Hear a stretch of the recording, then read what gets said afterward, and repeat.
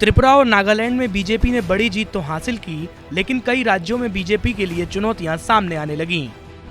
बिना गठबंधन चुनाव लड़ना। बीजेपी ने त्रिपुरा और नागालैंड दोनों राज्यों में गठबंधन के साथ चुनाव लड़ा, लेकिन मेघालय में बीजेपी ने किसी पार्टी के साथ गठबंधन नहीं किया, इसीलिए यहां पर बीजेपी को विजय हासिल नहीं हुई। क्षेत्रीय दलों का साथ न मिलने की वजह से बीजेपी यहां पर अपनी उम्मीदों के मुताबिक प्रदर्शन नहीं कर पाई। क्षेत्रीय चेहरे का न होना। प्रधानमंत्री मोदी ने मेघालय में कई बड़ी रैलियां की। उन्होंने शिलोंग की रैली में कहा कि मेघालय फैमिली नहीं बल्कि पीपल फर्स्ट चाहता है। हालांकि मेघालय के चुनावी नतीजों से साफ हो गया कि राज्य ने पीए संगमा की विरासत संभाल रहे कोनराड संगमा को सबसे ज्यादा सीटें दी। मेघालय चुनाव में ये बात साफ हो गई कि किसी भी बड़े क्षेत्रीय चेहरे के बिना बीजेपी का चुनाव लड़ना पार्टी के लिए घातक साबित हो सकता है। यानी कि मेघालय में चुनाव हारने की बड़ी वजह ये थी कि बीजेपी के पास यहाँ पर कोई क्षेत्रीय चेहरा नहीं था। महाराष्ट्र से बीजेपी को झटका। बीजेपी को महाराष्ट्र में बड़ा झटका लगा। यहाँ कस्बा और चिचवाड़ सीट पर उपचुनाव हुआ। कस्बा विधानसभा उपचुनाव में बीजेपी को बड़ा झटका लगा। पार्टी ने यहाँ पर अपना 28 साल पुराना गढ़ गंवा दिया। इस सीट पर 1995 से ही बीजेपी काबिज थी, लेकिन कांग्रेस के रविंद्र धंगेकर को 10,000 से ज्यादा वोटों से जीत मिली।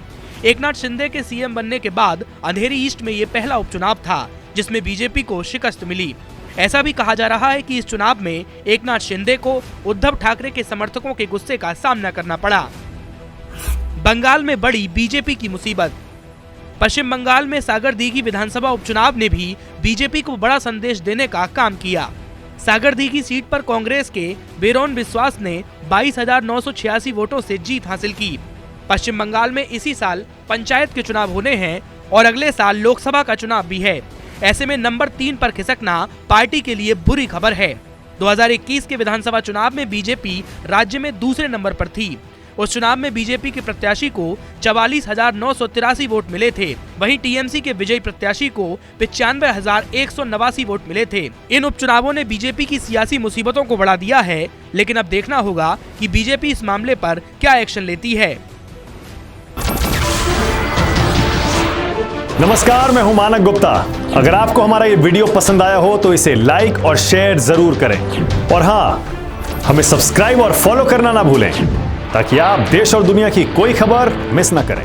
तो जुड़े रहिए हमारे साथ और देखते रहिए न्यूज़ 24। नमस्कार, मैं हूं मानक गुप्ता। अगर आपको हमारा ये वीडियो पसंद आया हो तो इसे लाइक और शेयर जरूर करें, और हाँ, हमें सब्सक्राइब और फॉलो करना ना भूलें ताकि आप देश और दुनिया की कोई खबर मिस ना करें। तो जुड़े रहिए हमारे साथ और देखते रहिए न्यूज़ 24।